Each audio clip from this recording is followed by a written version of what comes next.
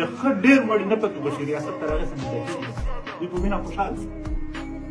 اوس به هم دوی حالات دې ته جوړوي چې یعنې یو بل څنګه په یو بل باندې سره ورچول کېږي. یو خلاف به اپریشن کوي هغه به د خپل خلاف جوړوي، د خپل خلاف چې کوي هغه به د خپل خلاف جوړوي. نو دا حالات دي، دا ټول یو اتحاد ته دا یو ټول کار غواړي. که موږ ګورو د خیبر د تیرا ولسونه دي تقریبا میشتې د افریدو 15 قبیلې ډېرې پکې میشتې دي. نو چې ویې ګورې ولسونه یې نظربند دي تقریبا. داسې ګوره د اورکزو هغه دغه یو چې د غایې وکړلو مرجر نور یې هېڅ پکې نه وکړل، خو کله کله د پټواري نظام پلانکې ټینګي هلته د شهادتونو واقعات تاسو پخپله اورېدلي وي. د اورکزو ملګري به وینئ څومره سیاسي خلک ښکلی خلک هلته شهیدان کېږي. د مالاکنډ دغه هیروشا علاقه د منظرې بابا دی، په دې کې د وسایل راووتل. هم یا څو هفتې نه وې تېرې چې فوج راغی ترازوي دغه مقدارونه د وزیرستان حالات خو بیا بیخي میرلي یو ځل په ټارګېټ کیلینګ تباه کړ، په دهشتګردو یې تباه کړ، په هر شي تباه کړ.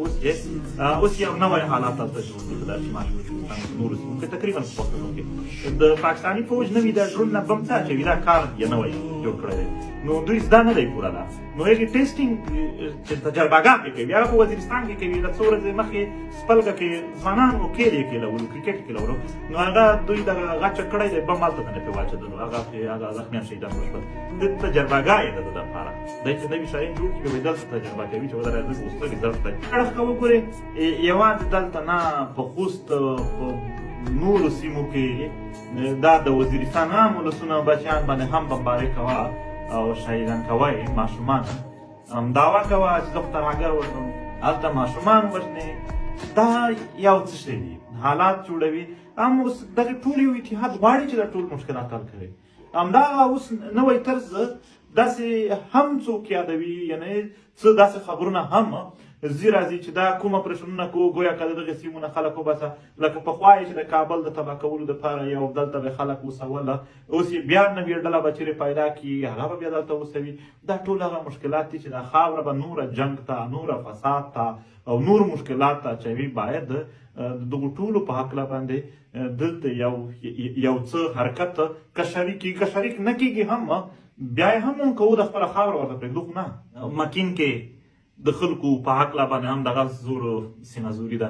ټانک او ډي خان دغسې لکې مروته دا علاقې هم نور ولسونه حیران دي. دا ټول چې څومره هم موږ حالات ګورو یا په دې نه مخکې موږ دغه په حواله سره خبره کوو. زموږ د چمن ګیټ 18 میاشتې کېږي بند دی. 18 او نه فکر شته نه روزګار شته، خلک بس تباه دي. د پشین توباکه کړي بشور کې اوسني وخت کې 1,26,000 کړه ځمکه یو پنجابي ته په زور د خلکو نه ورکړله، په ورنامه یې کړله. سټیټ دی د باچا خان چوک کویټه کاسي قبیلې نه په زور نه یې ور بیا چې دوی احتجاج کولو هغې عالم د هېڅ نه سیکیورټي شته دی. هرنایي او دوکۍ کې عام ولسونو چې کوم کاروبار دی ورونه ورته ورکوي مخامخ. کله سیف الله لورلایي شیراني او ژوب دې علاقو کې هم واقعات کېږي. حتی کې به د پشین کې یو عام ماشوم دی مصور 2 میاشتې کېږي ورک دی یا ریاستي ځمکې درنه ورته ناست دی. کراچۍ کې هم په کراچۍ کې بنیادي په پښتون او بلوچ باندې غیر اعلانیه پابندي یې لګولې ده. نه راوتلی شي، نه احتجاج کولی شي، که کاروبار کې ټوله ورځ بتخوري ده. او هغه سیمې چې چېرته پښتانه یا بلوچ اوسېږي هلته تش ګیز صفا اوبه دا شیان هم نه ورکوي، دوی به خپل ورته څښي. دا بیخي یو شعري نه شماري. دا ټول شیان چې کوم دي هم دا یو اتحاد ته اړتیا لري.